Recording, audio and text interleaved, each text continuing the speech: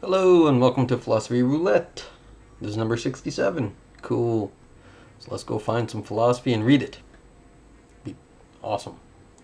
Hope everyone's having a good day. See what is new this getting to be evening now.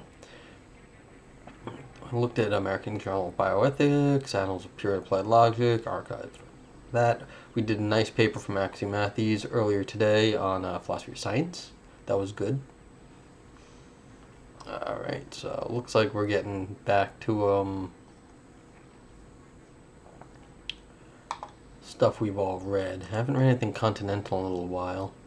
Although, this is a review. I think I was afraid of this because it said review in the title. So I was like, is this all reviews or is this or are these actually philosophy things? Hegel.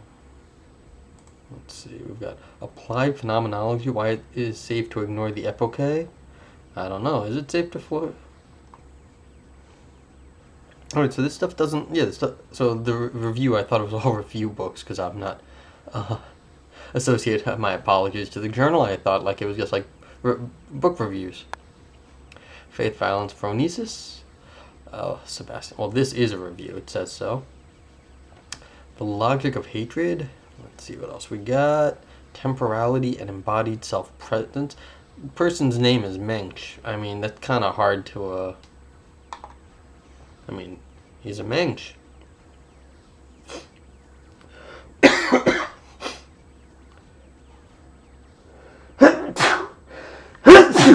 Excuse me. Well, let's see if the Mensch's paper's here. I don't know. Shucks. Alright, so we got Violence of Horror, the horror of unspeakable and temporality of religious experience. I mean, that just sounds so, you get points for exciting title there. But no points for uploading your paper to Phil Papers.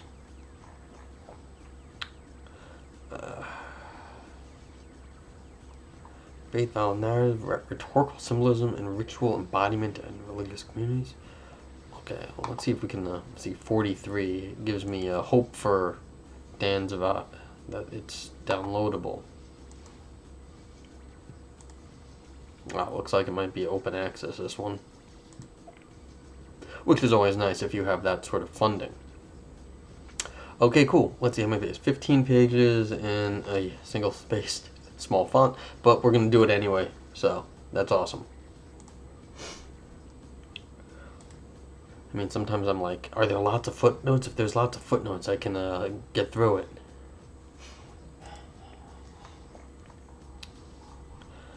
Dan Zahavi.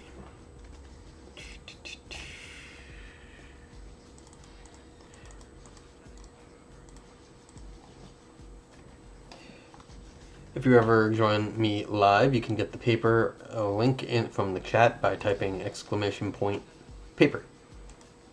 Did I download it? Let's see. And here we go. Cool. Okay. Continental Philosophy Review. Applied Phenomenology, Why It Is Safe to Ignore the Epoché by Dan Zahavi. At its core, phenomenology is a philosophical endeavor. Yes, I agree with that statement. Starting off on a good foot. Its task is not to contribute to or augment the scope of our empirical knowledge, but rather to step back and investigate the nature and basis of this knowledge. I don't know. I'm going downhill real fast. I'm not sure about that one. Maybe you can get more knowledge out of phenomenology. Given the distinctly philosophical nature of this venture, one might reasonably wonder whether phenomenology can offer anything of value to positive science. Can it at all inform empirical work? There can, however, be no doubt about the answer to these questions. For more than a century, phenomenology has provided crucial inputs to a variety of disciplines in the social sciences and the humanities, including psychology, sociology, and anthropology. Within the last few decades, phenomenology has also been an important source of inspiration, not only for theoretical debates within qualitative research, but also for ongoing research within the cognitive sciences.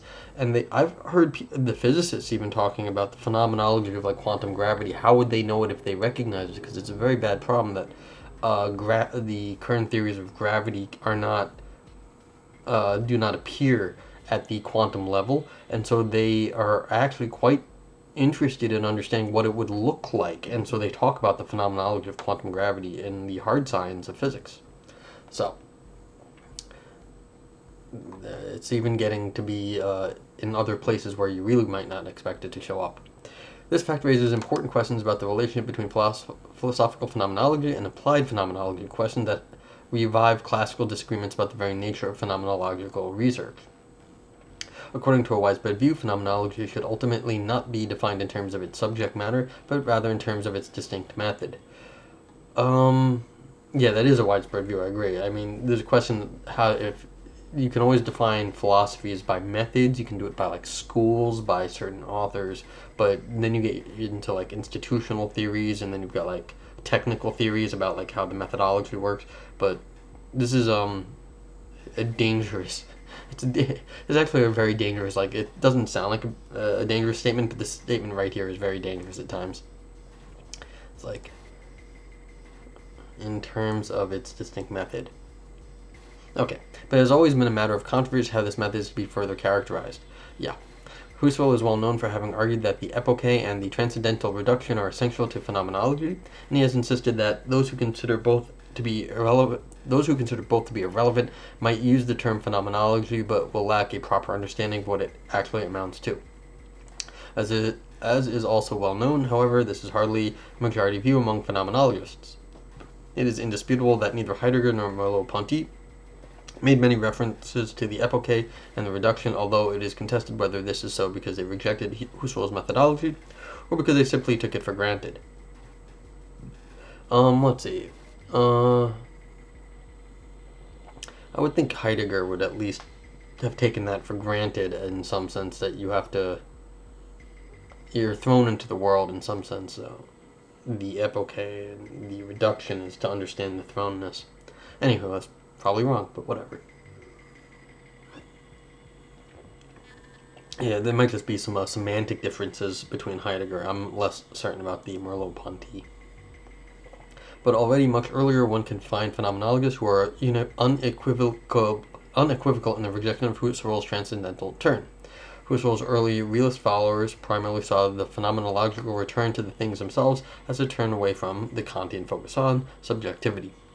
For them, the method of phenomenology involved a concern with essential structures, an attempt to obtain a pure, unobscured intuition of essences. And even if they consequently claimed that the phenomenological method involved a form of eidetic variation and reduction, where one disregards the hic et nunc of objects in order to focus on their essential features, they had little patience for Husserl's insistence on the epoché and the transcendental reduction. The question of whether a proper phenomenological investigation and analysis requires one to perform the epoché and the reduction is, however, not exclusive to philosophy. One can find a similar discussion within applied phenomenology, in particular within qualitative research, whereas Jonathan Smith's interpretation and interpretive phenomenological analysis doesn't appeal to the epoché and the reduction. Max van Manen has insisted that the basic method of phenomenology analysis consists of the epoché and the reduction, which he then somewhat enigmatically goes on to describe as opening up the epoché and closing down the reduction. The most persistent reference to epoché and reduction can, however, be found in Amedeo Giorgi, who for many years has insisted that an adaptation of the phenomenological method to the human sciences essentially requires that the researcher brackets or disengages from all past theories of knowledge about the phenomenon and holds existential assent of the phenomenon. As Giorgi explains, it is essential that the researcher assumes the attitude of the phenomenological reduction, which means that she must resist from positing as existing whatever object or state of affairs is present to her. The researcher still considers what is given to her, but she retreats but she treats it as something that is present to her consciousness, and she refrains from saying that it actually is the way it presents itself to her. Yeah, see, Freudian slip, I said it retreats. That's so. In defending the position that scientific research cannot claim phenomenological status unless it is supported by some use of the reduction, Georgi does acknowledge the difference between philosophy and science.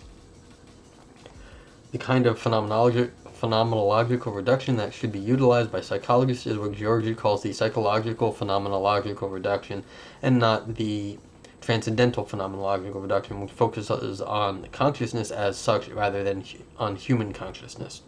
My focus in what follows will be on these claims, and on the claim that those who seek to practice applied phenomenology, that is, those who seek to use phenomenological ideas in a non-philosophical context, have to employ the epoché and the reduction if their work is to qualify as phenomenological. Maybe they don't. Well, that's interesting given the title of the thing is why it's safe to ignore the epoché. Interesting. All right.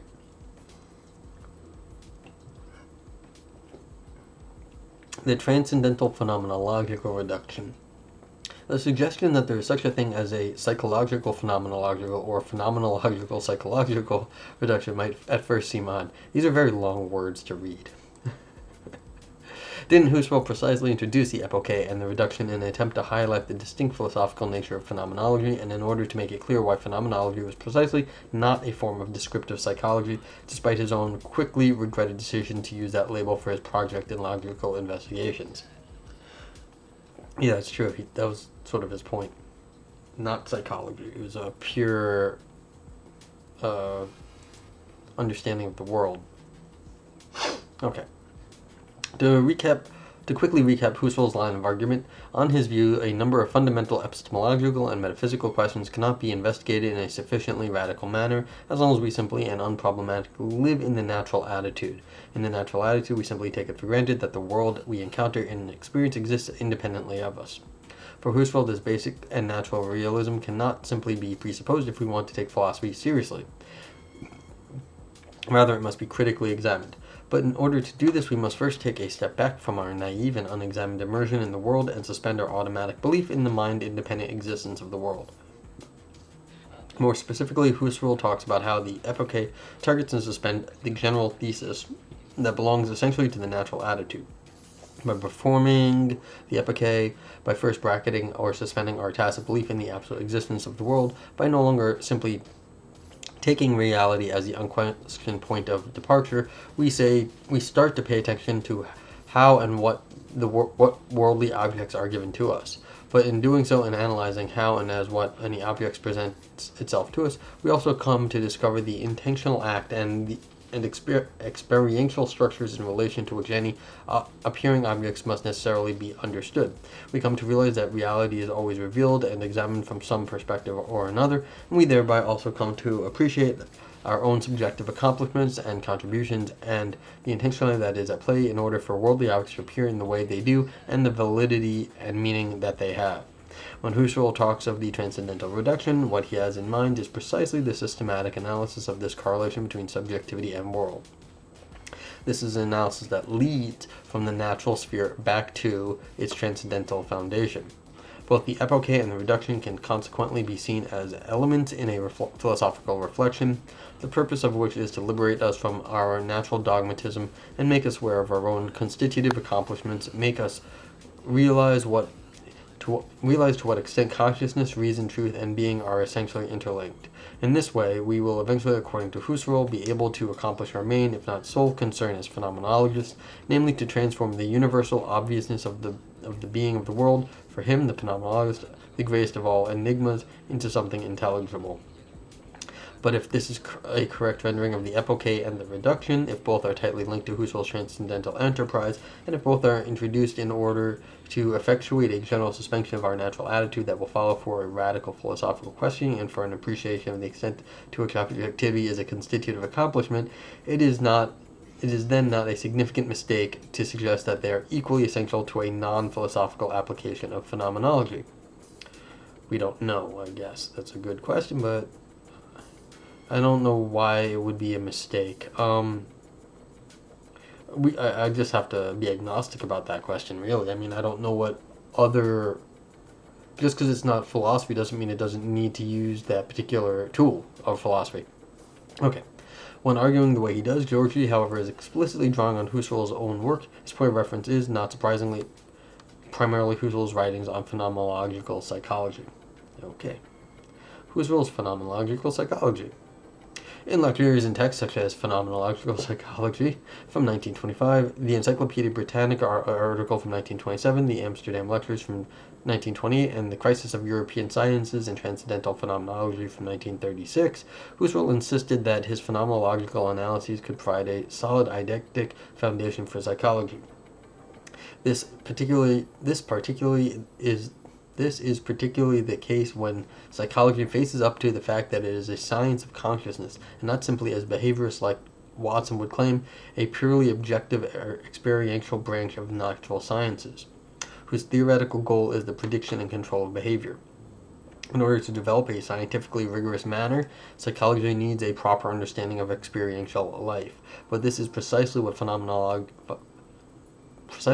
phenomenology can offer. Phenomenology returns us to the experiential phenomena themselves, rather than making do with mere speculations about theories about their nature.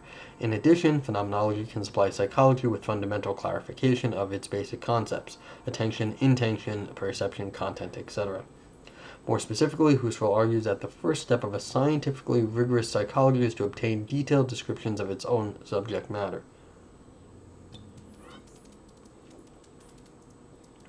Okay. But if psychology is to describe the intentional structure of consciousness, it has, as Husserl argues in Crisis, to employ a specific method.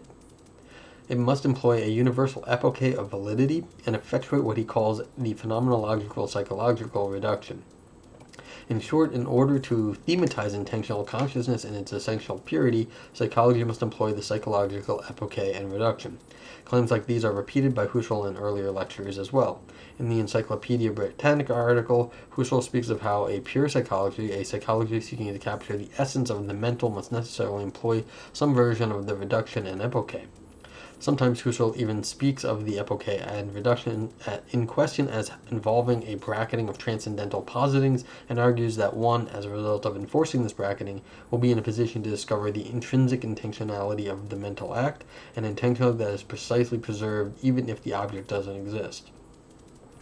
Husserl talks of how the phenomenological psychologist should suspend theoretical prejudices originating from other scientific disciplines in order to focus on what is given, and that it's aimed to obtain insights into the essential correlation between act and object. A lot of history. There's an interesting history here, but it's all history. Passages like these seem very much to support Georgi's position.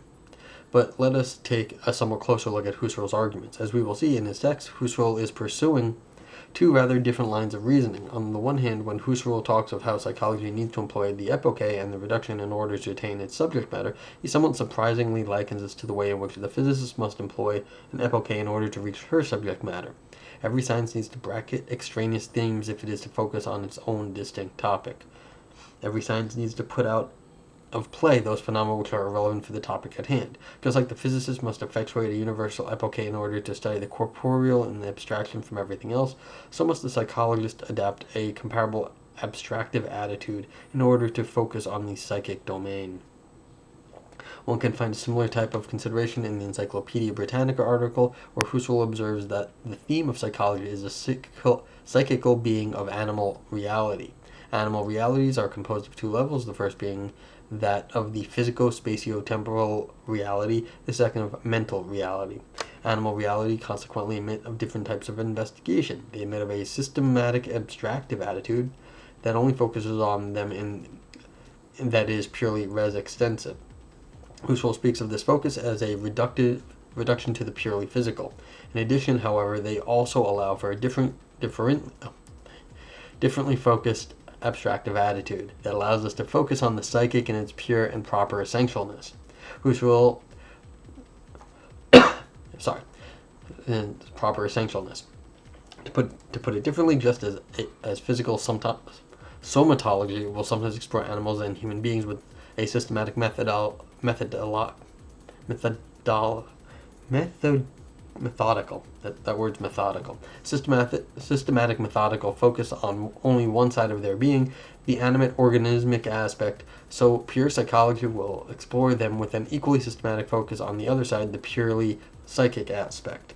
For the psychologist, the systematic psychological phenomenological reduction with its epoché regarding the existing world is merely a means for reducing the human and animal psyche to its own pure and proper essence. If one takes these comments literally, the psychological epoché and the reduction have next to nothing in common with how the phenomenological epoché and reduction are standardly understood in phenomenological theorizing. Yeah, I mean, it would have its own sort of like it'd be a whole different mode, like a completely different modality, basically. The purpose of the latter is not to ignore or exclude anything from consideration. Rather, by suspending or neutralize a certain dogmatic attitude towards reality, we are precisely supposed better to understand that very attitude and come to appreciate the process that enabled it in the first place. It is no coincidence that Husserl occasionally compares the performance of the epoché with the transition from two-dimensional to a three-dimensional life. Yeah, completely different modality. It's like adding time dimension to a space dimension. As he writes in Crisis, what must be shown in particular and above all is that through the epoché a new way of experiencing, of thinking, of theorizing is opened to the philosopher. Here, situated above his own natural being and above the natural world, he loses nothing of their being and their objective truths. It should consequently not come as a surprise that Husserl argues that the psychological phenomenological reduction and epoché are inauthentic and non-genuine. Now, there are fairly obvious additional reasons for Husserl to reach that verdict. Pure psychology or pure descriptive psychology or phenomenological psychology, different converging notions, are all positive worldly sciences squarely at home within the natural attitude. Even if the phenomenological psychologist is to effectuate some kind of epoché vis-a-vis the world, even if she is to abstain from any existential positings, the intentional life she is investigating, the psychic phenomena she is describing, remain worldly facts in that they belong to animals and human beings who inhabit a pre-existing and taken for granted world. To that extent, the phenomenological psychologist is precisely not a philosopher, but a positive scientist who leaves certain fundamental questions unasked. This, of course, is precisely the reason why the psychological phenomenological epoché and the reduction must be sharply distinguished from their transcendental phenomenological counterparts. I see where this author is going now. Okay. But this is when Husserl's second interweaving line of reasoning emerges. On some occasions, he talks of how the psychological reduction is the first preliminary step and how the transcendental reduction can then be considered a second purifying step. One that a radical effectuation of the project of descriptive psychology will by necessity motivate. As he puts it, one might start out with no interest whatsoever in transcendental philosophy and merely be concerned with establishing a strictly scientific psychology. If this task is pursued in a radical manner, and if the structures of consciousness are investigated with sufficient precision and care, it will eventually be necessary to take the full step to effectuate a transcendental turn and thereby reach transcendental phenomenology.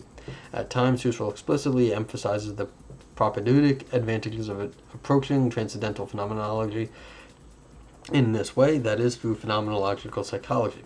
I will return to this motivation shortly, but for now it is simply important to understand that there might indeed be reasons to view the phenomenological psychological epoché and reduction as being more in line with the proper and genuine phenomenological epoché and reduction than, say, the epoché and reduction supposedly performed by the physicist or mathematician. But there is a high price to pay for this close affinity. Here's what Husserl writes in Crisis.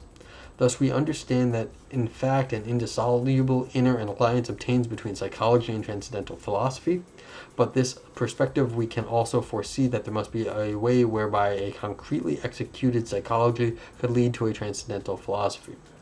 Thus, we see with surprise, I think, that in the pure development of the idea of a descriptive psychology, which seeks to bring to expression what is essentially proper to souls, there necessarily occurs a transformation of the phenomenological psychological epoché and reduction into the transcendental. Yeah, because if you actually happen to have perfect psychological theory, eventually you're going to overrun the end of the psychology into something metaphysical, I guess you could say, because it would be about consciousness and the soul. So, it's like a perfect psychology. What would a perfect psychology actually get us? And eventually, it seems like you'd start learning more things, and it'd be like surprising where you'd get to if like you had like a perfect theory of anything really, but a perfect theory of psychology might get yourself into a metaphysical terrain quickly. Ultimately, the phenomenological, psychological epoché and reduction constitute no stable middle ground between naturalistic science and the transcendental phenomenology. This is why Husserl eventually argues that there is no such thing as a pure non-transcendental psychology, and that it is pointless to treat transcendental phenomenology and psychology separately. In Cartesian Meditations, he writes that psychology, insofar as is the study of consciousness, contains a transcendental dimension, and is therefore ultimately part of transcendental philosophy. In Crisis, Husserl writes that pure psychology in itself is identical with transcendental philosophy as the science of transcendental subjectivity, and that pure psychology is and can be nothing other than what was sought earlier from the philosophical point of view as absolute grounded philosophy, which can fulfill itself only as phenomenological transcendental philosophy. Yeah, but this is more like all philosophers eventually think they're doing, like, they get their heads get big, they think they're doing something fancy, so it's like, oh, now we figured this out, this is really what they meant in the past. So I don't really care about this last point that Husserl was making. Not the author, but what Husserl is saying here, it just seems like you want to fulfill itself. It's like, well, everyone thinks they're fulfilling the meaning of philosophy, but whatever. So far, both of the argumentative strategies pursued by Husserl leaves. It's too many big words sometimes in philosophy. It's hard to process. So far, both of the argumentative strategies pursued by Husserl leaves it questionable whether the epoché and the reduction really are essential to phenomenological psychology. On the first reading, the psychological epoché and reduction have little in common with this phenomenological epoché and reduction except part of the name. On the second reading, they have quite a lot in common, but this very fact ultimately undermines the very independence of phenomenological psychology, which, if consistently pursued and developed, will necessarily be transformed into transcendental phenomenology. I'm not.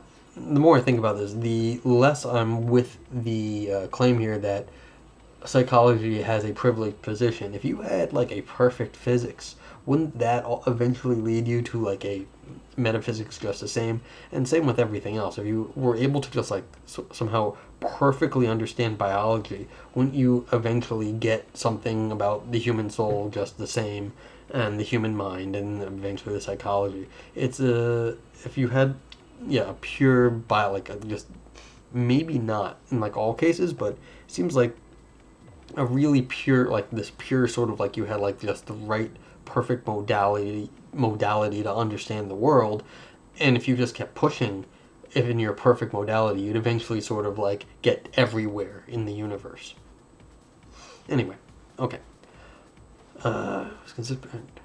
Transcendental phenomenology. To put it differently, there's something intrinsically self-undermining in the proposal that phenomenological psychology, understood as a distinct qualitative research method different from both naturalistic psychology and transcendental phenomenology, must effectuate steps that, if executed correctly, it will lead to it being absorbed into transcendental phenomenology. This is just the Wikipedia problem. Yeah, this is what I'm saying. It's like, this is the Wikipedia problem. If the more links you click on Wikipedia, you eventually always come to philosophy. It's like, this is sort of like what I'm saying. It's like, just because if you keep going around, you're going to get back to like first principles in some sense, because everything's kind of connected in our head anyway. But it's like, what do you mean by distinction at that point? As like one thing is purely transcendental psychology and one's transcendental phenomenology. You know what I meant. What are the distinctions really coming to when you take this like wide perspective? Okay, transcendental purification. On a few occasions, however, Husserl himself suggests a way out of this impasse. Towards the end of Crisis, for instance, Husserl writes that the phenomenological psychologist might return to the natural attitude after having performed the transcendental turn, and that she might then practice a transcendentally informed or enriched positive psychology. Yeah, sure. A similar idea can be found in the Amsterdam Lectures, where Husserl argues that one, after having first established a firm transcendental foundation, can shift back into the natural attitude and then reinterpret everything that has been transcendentally established as psychological structures. In a perceptive article from 1991, Davidson and Cosgrove have highlighted these suggestions from Husserl and sought to develop them further. As they observe, if we follow Husserl, we should recognize that phenomenological psychology is ultimately to be situated within the framework of transcendental philosophy. It has to be established on the basis of a fundamental transcendental clarification as a radically reformed and fundamentally refashioned discipline that has shed its transcendental naivete. The main difference between itself and transcendental phenomenology proper is simply that the former does not remain in the transcendental domain but returns to the mundane constituted sphere. But how does a psychology which comes after the transcendental reduction differ from one conducted before it? What kind of psychology does that amount to? When spelling out in further detail how this transcendentally purified psychology approaches its subject matter, Davidson and Cosgrove argue that it is interested in the intentional motivational relation between person and world, and that starts with first-person subjective accounts of the relevant experiences. In contrast to other approaches, which might share an interest but only in order to get a better grip on the explanandum, then that is then to be causally explained by appealing to various underlying mechanisms, phenomenological psychology proceeds differently. It rejects the naturalistic framework according to which experiences are natural objects brought about by physical causes, and instead maintains an exclusive focus on the psychological subject and on his or her life world experiences.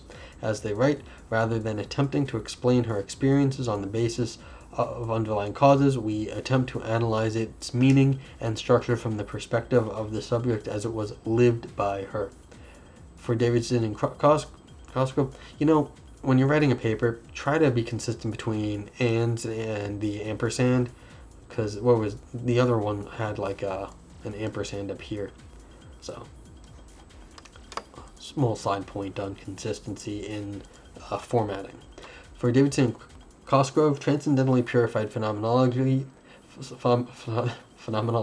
psychology is consequently a psychology which views the meaning and structures of the subject's experiences as arising from her own ongoing constitutive activity rather than as being mere effects of natural causes. They also argue that the phenomenological psychologist, as a result of first having gone through the transcendental reduction, is able to leave the natural attitude of everyday experience in the life world in favor of the personal attitude of the human science. This later remark should give us pause, however. Do we really need to perform the transcendental reduction in order to be able to gain access to the personal attitude? It's like one of these things where do you really think if you put all this time and effort into learning something of the philosophy, is it really going to waste?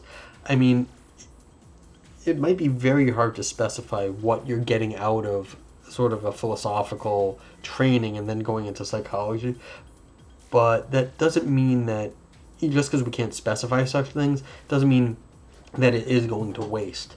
So I'm a little worried about where this discussion's going here. Both claims reveal a fundamental and does the latter really involve a departure from the natural attitude? Both claims reveal a fundamental confusion. The personal or personalistic attitude is not opposed to the natural attitude, but to the naturalistic attitude. Okay. For Husserl, the latter attitude is not a theoretical transformation of the personalistic attitude, which is the attitude we normally live in, the attitude of our daily life.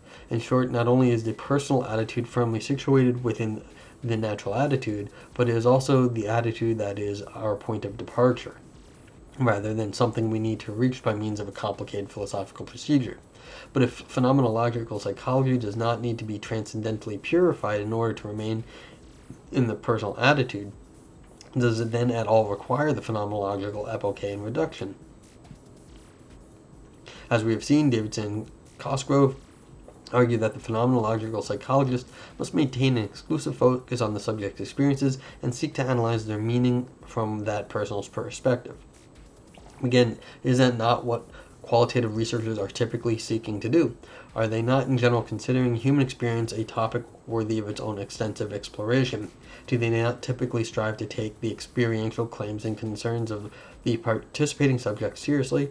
And do they not manage to do that just fine without having to bother with the phenomenological epoché and reduction? This is what I was a little worried about before. The there might not be any one thing that's specifiable in certain training that helps you, but a lot of times it's one of those, like, it still does help. You just can't always give a general account of where it's helping. So it's like when you're asking these, like, this series of questions, you can't, like, pin down any one thing that, like, some prior experience is actually doing for you, but it's like it gives you confidence, or it gives you something else that does actually matter to you. This may just be my philosophical bias here, that, like, well, okay, philosophy's worth something, rah, rah, rah, but I'm not entirely, it's like, well, what exactly are you getting out of it? It's a hard question to answer. This is precisely what Morley denies in an article from 2010. Morley basically agrees with Davidson and Cosgrove's analysis and argues that phenomenological psychologists must first effectuate the transcendental reduction and reach the hyper-reflective transcendental attitude before he or she can return to the psychological domain and apply the psychological reduction. But Morley also makes the case that unless the qualitative researcher realizes that objectivity is something that is sustained by us, and unless she frees herself from the firm and deep-rooted conviction that the world exists independently of our consciousness of it, she will not be able to maintain her commitment to qualitative research, but will default back into the mainstream naturalistic paradigm with its focus on causal explanation and quantitative measurements. Okay.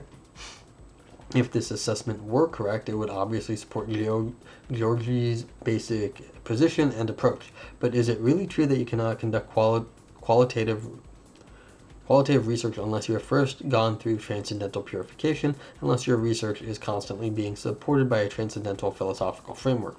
I suspect that most qualitative researchers would beg to differ and simply continue with their own research without feeling any compulsion to start reading Husserl.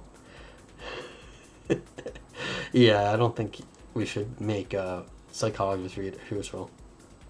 And what about those who wish to conduct phenomenological research? Is it reasonable to insist that anybody wishing to conduct applied phenomenological research, anybody wishing to use phenomenology in educational research, experimental psychology, nursing research, sports science, anthropology, sociology, literary studies, etc., must first learn to suspend the general thesis and various deep-seated metaphysical assumptions about the mind-independent status of the world and resist from positing it as existing whatever object or state of affairs is present?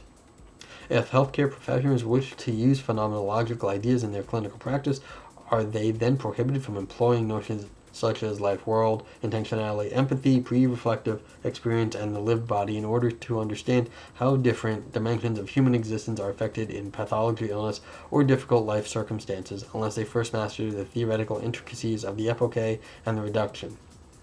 Not only do I think such a claim is without theoretical justification, it has also proven quite counterproductive. Instead of letting qualitative researchers engage with the phenomena themselves, it has led them astray by making them choke on methodological meta-reflections and generated an enormous amount of publications where protagonists and antagonists alike struggle with these technical and difficult concepts and typically end up misinterpreting both. Yeah, philosophy is hard, though. It's like, of course you don't want to force somebody to do something that's hard when it's not. There's other hard things to do. Like, they don't have to worry about this hard thing to do their other hard things.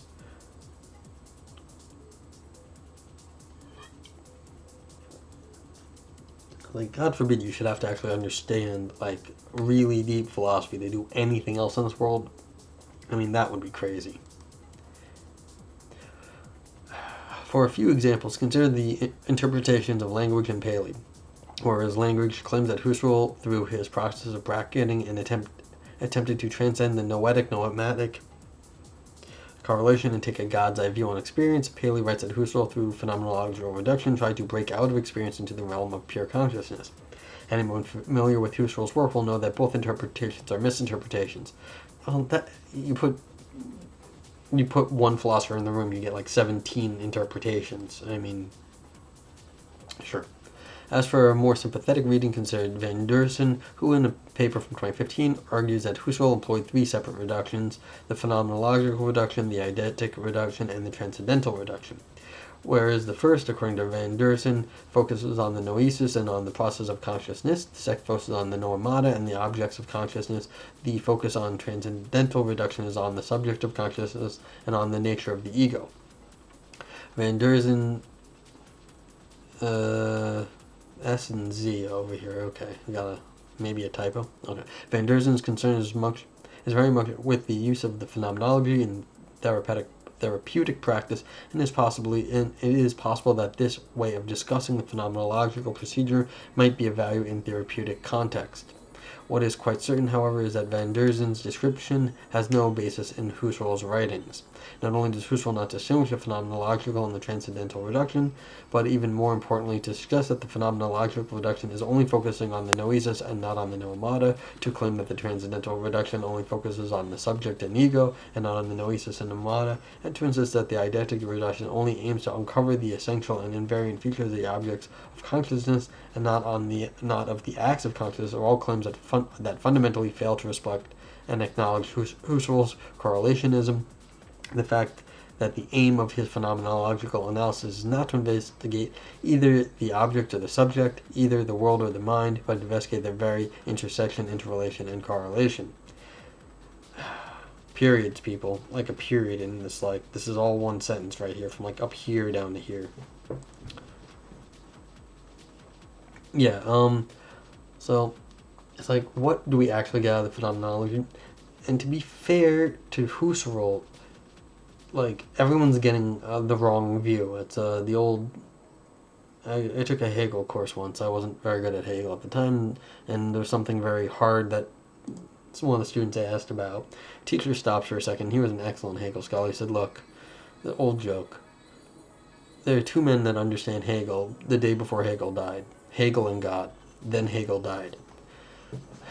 So, it's we're not going to understand, no one's going to have a perfect Husserl interpretation. We're still arguing about it now. But it looks like people are getting something out of it in their work. And so it's you're saying you have to get Husserl perfectly right to get, to find the work useful. A little bit weird. Okay, but not entirely, I understand the thrust of the argument here.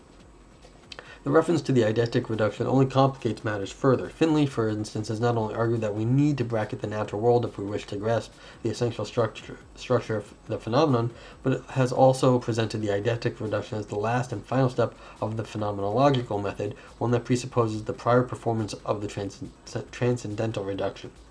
But it is difficult to see why this should be true. The attempt to distinguish essential features from those that are particular, accidental, or incidental is fundamental to most scientific endeavors.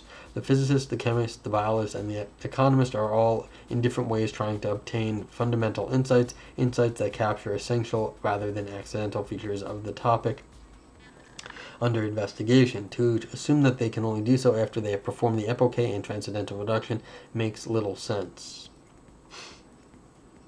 Alright, getting towards the end here. At this point, it might be tempting to simply shift argumentative strategy. Perhaps the best argument for why the phenomenological psychologists or anybody else interested in a non-philosophical application of phenomenology should employ the epoché and reduction are not to be found in Husserl's specific work on phenomenological psychology and in his late claims concerning the ultimate convergence of psychology and transcendental philosophy, but in some of his earlier writings. According to one interpretation, for instance, it is only by performing the epoché that our conscious life can become a proper theme of investigation. Our natural and habitual preoccupation is with the non-psychic world. When living in the natural attitude, we are inevitably absorbed by and preoccupied with worldly objects and events, with the what of experience. By performing the epoché, by bracketing our implicit belief in the existence of how a mind-independent world, we can finally reorient our attention towards the how of experience, thereby revealing aspects and dimensions of our subjective lives that we normally overlook and ignore. According to a different interpretation, the aim of the epoché is to suspend our various theoretical presuppositions. What we have to bracket is our preconceived ideas, our habits, our thoughts, our prejudices, and theoretical assumptions. By accomplishing that, by jettisoning our theoretical baggage, we can effectuate an unprejudiced turn toward the objects and arrive at the scene with an open mind in order to let the objects reveal themselves as what they are. Finlay also speaks of how the phenomenological attitude involving the epoché and reduction amounts to an empathic openness to the world that allows us to engage with the phenomena themselves. Both interpretations are quite widespread, and both can be taken to support the idea that anybody interested in applied phenomenology must employ the epoché and reduction. Both interpretations are wrong. Shucks. You wonder if you get somewhere, but you're just like, nope, that's wrong. The claim that we need the epoché in order to attend to our inner experiences is mistaken, not only by suggesting that the phenomenological attitude should involve such a reorientation towards inner experience, but also in proposing that something like the epoché should be needed for such a reorientation. The claim that we need the epoché in order to bracket any preconceived beliefs, opinions, or notions about the phenomenon being researched is likewise mistaken, that it conflates the specific contribution of the epoché to suspend the general thesis of the natural attitude with a more general rejection of speculation and explanation in favor of description. This might just be a question of degree here. It might not be so bad what people are saying. It may just be a little bit more degree and not of a different kind of thing. Not so sure about that. But it is wrong to see this preoccupation with description, even the careful description of psychological states, as something that specifically mandates the use and the introduction and use of the phenomenological epoché and reduction. I'm not so sure, because it depends. If this is really a question of degree in this stuff, then maybe it's a fair usage, even if it's sort of watered down. I don't know. Not only did Brentano, already in psychology from an empirical standpoint, defend the need for a descriptive psychology for careful study of inner experience, but when Husserl in Logical Investigations wrote, "We can absolutely not rest content with the mere words, meanings inspired only by remote, confused, inauthentic intuitions, if by any intuitions all are not enough. We must go back to the things themselves." He had not yet introduced the notion of epoché and reduction, and, as already pointed out, many of Husserl's early followers, who took inspiration from Husserl's insistence on the importance of attending to things as they are encountered in experience, saw no reason to follow Husserl in his subsequent insistence on the use of the epoché and the reduction. Back in 1914, Reinach, one of Husserl's most talented early followers, gave an influential introductory talk, "What is Phenomenology?" In the course of his lecture, Reinach explained the nature of phenomenological attitude, emphasized the importance of getting closer to the thing itself, explained how one might come to learn about experiences one didn't even realize one was having, and stressed the need for a direct intuition of essences. Reinach, however, didn't even mention the epoché and the reduction once in his lecture. Yeah, well, it's this may just be a semantic problem here, because people are calling things slightly different stuff, but it might not be so different. Anyway. It is well known that Husserl often complained that those of his early followers who failed to follow him in his transcendental turn had ultimately failed to really understand his philosophical project, had failed to fully grasp what phenomenology is all about. I am inclined to think that Husserl was right. See, this is the whole thing. But everyone always is they never really understood me. So this may just be the philosopher's regret, not a true state of the world. But I have not read Zahavi 2017, so maybe Zahavi is right. I do think that the epoché and the reduction are essential to philosophical phenomenology, and that Reinach, to that extent, was missing something crucial. I just don't think this also holds true for every non-philosophical application of phenomenology. At this point, the phenomenological psychologist might be tempted to simply appeal to the authority of Husserl. Sure, appeal to authority, awesome. Husserl did argue that phenomenological psychology requires the effectuation of the epoché and the reduction. Why not simply adhere to his instructions? In addition to the reasons already given for why this would be a bad idea, one should ask oneself why Husserl started to show this interest in phenomenological psychology. From the context, it should be obvious that he never considered it an end in itself, but rather always as a means to something else, namely philosophical phenomenology. Over the years, Husserl pursued different strategies when it came to introduce the unnatural attitude of phenomenological philosophizing. One of these strategies was the way over the was the way over phenomenological psychology.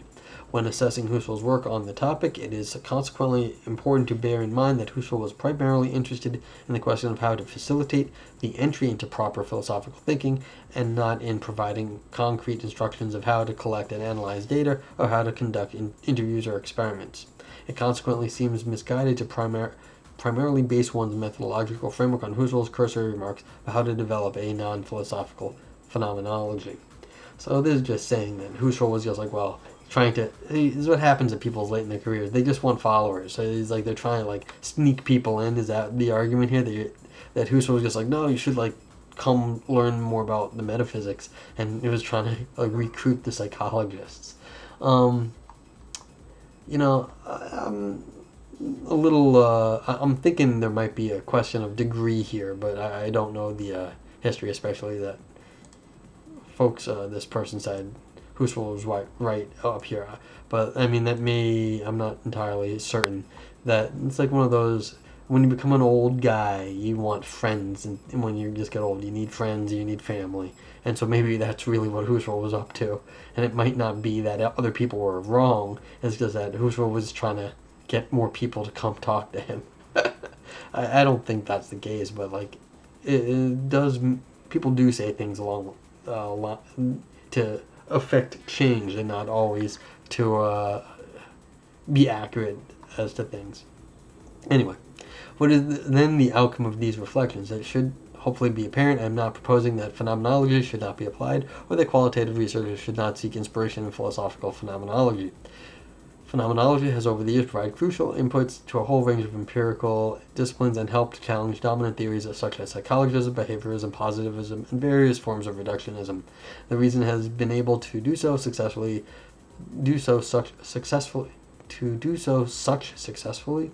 alright, that such shouldn't be there, is partially because phenomenology is far from being merely a descriptive enterprise. Phenomenology also offers theoretical accounts of its own that can challenge existing models and background assumptions. The fact that phenomenology has this non-philosophical relevance, the fact that it has served as a powerful source of inspiration for so many disciplines, is part of its enduring value. My concern for now has only been with the question of whether those seeking to apply phenomenological ideas in non-philosophical contexts need to employ the epoché and the reduction. Is Georgi right in insisting that scientific research cannot claim phenomenological status unless it is supported by some use of the reduction? Is Morley right when he, in a discussion of phenomenological qualitative research methodology, writes, it is always about the epoché? I obviously disagree. There are other features of philosophical phenomenology that are far more relevant to the qualitative researcher. There is the other thing that I was thinking about. When ideas get, when someone has a good idea, it gets incorporated into a lot of other stuff. It sort of like gets built into the methodology to begin with. And so in some sense, Husserl may have already won in that some of the epoché goes just into the psychological training and now goes by a different term, like a different word. It's just part of how the psychology is done. This was mentioned earlier on in the paper. So in some sense, again, it might be the fact that some of it was already taken on might be getting in the way of understanding how the epoché is showing up in the subject. I mean, maybe that's just me being, again, like rah-rah philosophy. Like, yeah, they're taking our ideas, they just aren't giving us credit. But whatever. Let me, by way of conclusion, make a historical point. If one considers how phenomenology has successfully been applied in disciplines, yes, this is a good point. Phenomenology does constantly get brought up nowadays. Applied in disciplines such as psychology, psychiatry, sociology, anthropology, etc. over the last 100 years, it is noteworthy how rarely one will find a reference to and use of the epoché and reduction, let alone explicit engagement with Husserl's transcendental project. They never quote philosophers, though. Why would they quote philosophers? They never do. Like, really? Because you're like, they're going to quote these specific words? I don't think so. It all gets one thing I've noticed is that everyone quotes their like big names in their fields, and those big names may have quoted Husserl back in the day, but then no one quotes Husserl after that. They quote the big name in the their psychological field. They don't quote Husserl. They don't quote the philosopher that was behind their psychologist. They quote their main psychologist. That's how like quotations seem to work. Okay. Some of the first influential applications of phenomenology were in the domain of psychopathology and experimental psychology. Already in 1912, Jaspers published a short article outlining how psychiatry could benefit from Husserlian phenomenology. Some years later, Minkowski reflected on how philosophical phenomenology might be relevant in a clinical practice and argued that the use of a phenomenological framework and approach could help the psychiatrist gain a better understanding of the world and patient. At the same time, however, he also emphasized how philosophical phenomenology might learn from its engagement with psychiatry and psychopathology. Psychopathological investigations, for instance, could lead to a refinement of the phenomenological analyses insofar as they might point to specific aspects or dimensions of experience that the philosophers have overlooked. In the domain of experimental psychology, figures such as Katz not only argued that Husserl's phenomenology was indispensable to psychology, but also showed how insights and ideas from phenomenology could lead to better experiments and better theorizing, just as experimental techniques could be used to refine the phenomenological observations and explorations and make findings more reliable and subjectively accessible. What primarily exerted an influence on these and other contemporary figures like Schilder, Strauss, and Buitendijk was, however, often ideas already articulated in logical investigations. These include the insistence on the importance of careful attending to the phenomena in their full concreteness, the importance of unprejudiced descriptions, and the ambition of avoiding what Spiegelberg called the premature straitjacketing of phenomena by preconceived theories. By contrast, Husserl's insistence on the epoché and the reduction, his explicit defense of transcendental idealism, let alone his lectures on phenomenological psychology, did not seem to have much of an impact. Buitendijk is reported to have said that Husserl's Amsterdam lectures failed to impress him. Spiegelberg ends his impressive survey of phenomenology in psychology and psychiatry by arguing that it is urgent to free oneself from some of the technicalities of Husserl's philosophy if a true two-way exchange between psychology and phenomenology is to be possible, where he explicitly warns against orthodox return to Husserl. We should ask ourselves which approach has produced the most impressive, innovative, and influential results: the heterodox approach of the classical phenomenological psychologist and the psychiatrist, or the recent and more orthodox approach of Georgi and colleagues. That was a fun article.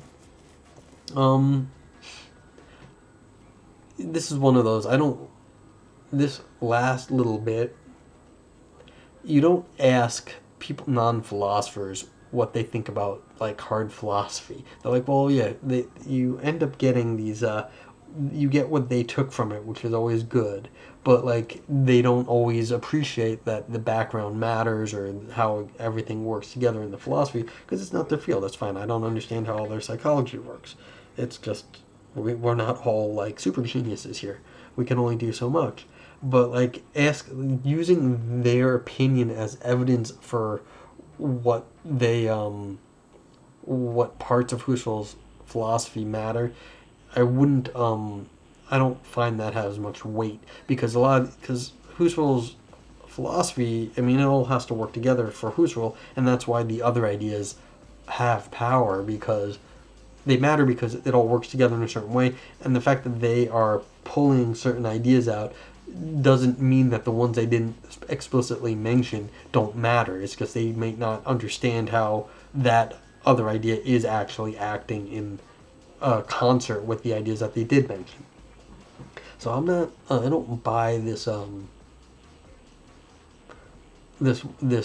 of appeal to the psychologist